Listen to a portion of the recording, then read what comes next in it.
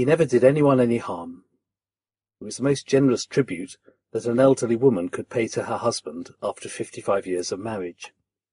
The context was a funeral visit, so my next question remained unspoken, but there it was, lingering at the back of my mind. Yes, but did he ever do anyone any good? The widow's tribute reflects an approach to living shared by many, that provided we don't hurt anyone, we lived well.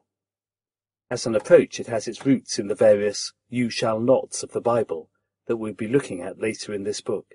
You shall not kill, you shall not commit adultery, and so on. As an approach, too, it fits in well with our legal system, which adds a large number of "you shall nots" of its own. You shall not drive at over 70 mph on the motorway.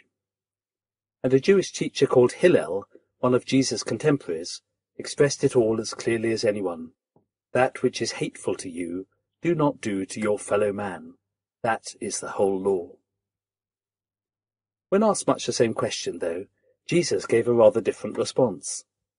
The greatest commandment, he said, is to love the Lord your God with all your heart and mind and soul and strength, and to love your neighbour as yourself.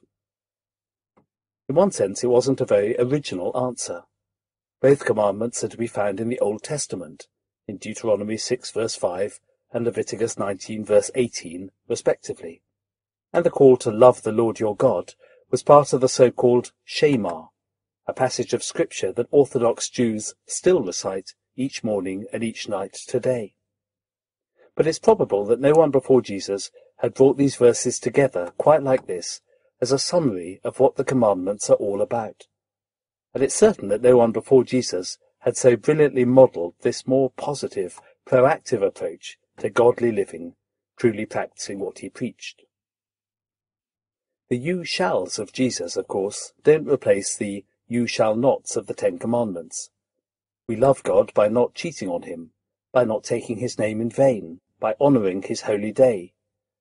We love our neighbour by not stealing from her, not lying to her, not coveting what she has. But recognising that love is at the heart of God's commandments puts a quite different complexion on them and on the way we're called to live.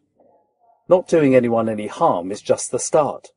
Actively doing good is now the order of the day, and in Jesus' story of the Good Samaritan, it's clear that doing good, loving our neighbour, applies not just to our nearest and dearest, but to everyone whom God puts across our path.